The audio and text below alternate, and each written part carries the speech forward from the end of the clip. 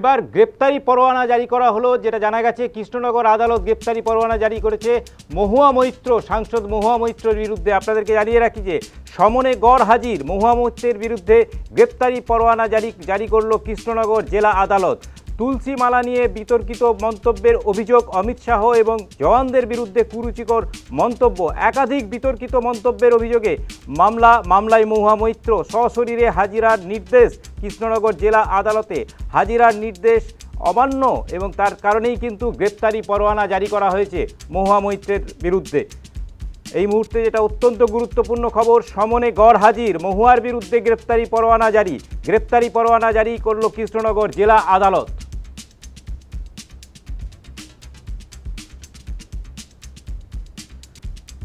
আমাদের সঙ্গে ফোন লাইনে রয়েছেন আমাদের প্রতিনিধি সুমন মজুমদার। কি অভিযোগ সুমন, জানতে চাইবো তোমার কাছে।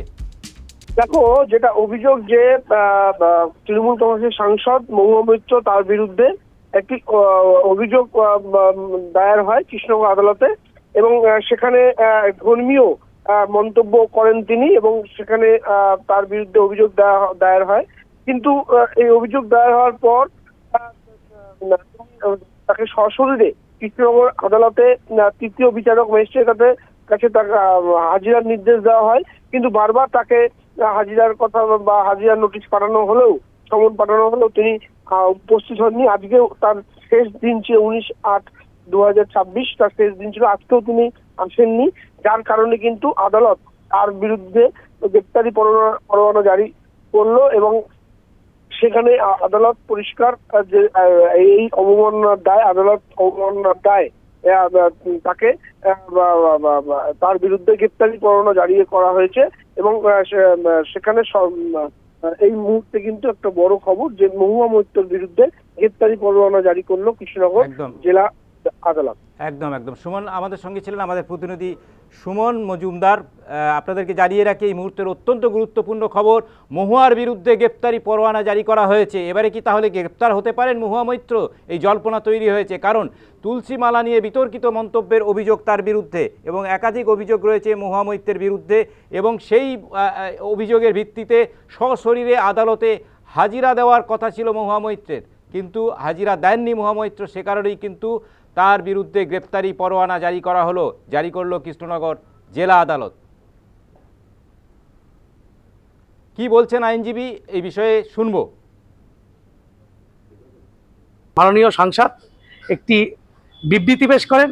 সেখানে বিবৃতির প্রেক্ষাপটে অর্থাৎ নারীদের শালীনতা থেকে শুরু করে এবং তুলসী যে আমাদের হিন্দুদের অত্যন্ত পবিত্র, তাকে অবমাননা, এছাড়া হিজাব বা বোরখা মুসলিম সম্প্রদায়ের মহিলা যে ক্ষেত্রে ব্যবহৃত হয় তাই নিয়ে একটা অপরীতিমূলক বক্তব্য তিনি পেশ করেন, যা ক্ষেত্রে সাম্প্রদায়িক সম্প্রীতি নষ্ট হয় এবং এক্ষেত্রে ধর্মীয় ভাবাবেগ হিন্দু মুসলিম উভয় ক্ষেত্রেই বিঘ্নিত হয়।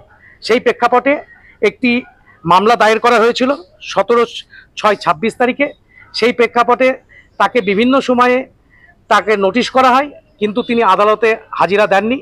গত ইংরাজি 18/8/26 তারিখে তার আদালতে হাজিরা দেওয়ার সর্বশেষ দিন ছিল এবং সেই প্রেক্ষাপটে তিনি আসেননি এবং কোর্ট আবার অর্থাৎ দিব্যেন্দু দাস জেএম থার্ড কৃষ্ণনগর নদিয়া, তিনি সেটাকে কনসিডার করে 19/8/26 তারিখে তার দিন ধার্য করেন এবং সেখানেও তিনি প্রথম প্রেক্ষাপটে আসেননি এবং জেএম থার্ড মহাশয় তাকে 5টা পর্যন্ত সময় দেন।